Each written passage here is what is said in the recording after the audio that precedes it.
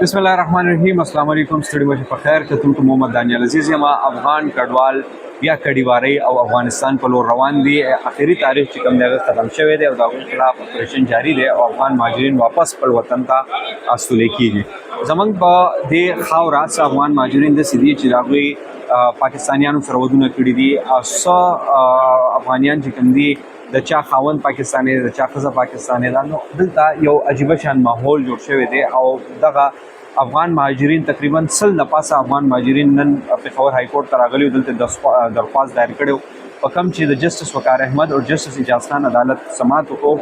د نادرا چې کوم اورال انچارج یا سربراہ دی هغه پیښ شو، ډایرکټر نادرا پیښ شو، مختلف نور داسې سرکاري اعلی حکام پکې ډیپټي اټارني جنرال هم پیښ شو او دغه رنګې اډیشنل سیکرټري منسټري اف انټیریر چې کوم دی هغه هم عدالت کې پیښ شو.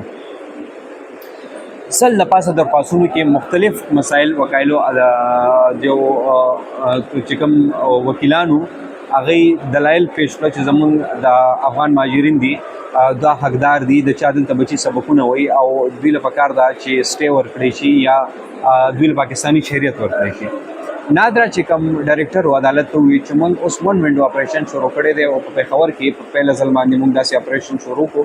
چې افغان مهاجرین څه مسله ده هغوی هلته راتلی شي او د هغوی مسلې موږ دلته نه ټیکل کوو، بعد د هغوی کیس به موږ ګورو، موږ سټډي کوو، د هغې نه پس که ضرورت پېښېږي موږ به سفران ته بوځو لیږو یا منسټري اف انټیریر ته لیږو. جسټس وقار احمد جسټس اجاز خان هم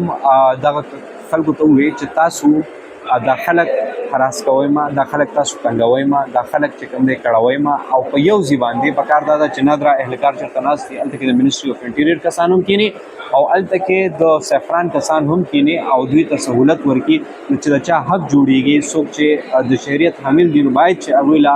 کوم سرټیفیکیټ ورکوي یا شهریت ورکوي یا کارډ ورکوي نو هغه دې ورله ورکړی شي.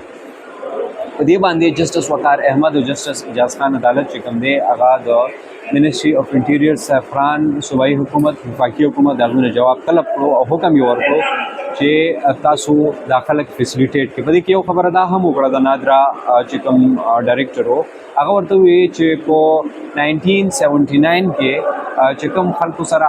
دغه وخت دستاویز دي او هغه ویریفای کیږي، هغه پاسپورټ دی، ډرایوینګ لایسنس دی، برث سرټیفیکیټ دی یا څه هم دي او هغه ویریفای کیږي نو هغوی ته موږ ورکولی شو شهریت. چې کم خلک د هغوی نه کیږي هغه جنون نه وي نو د هغوی ته موږ چې کوم دی شهریت نشو ورکولی.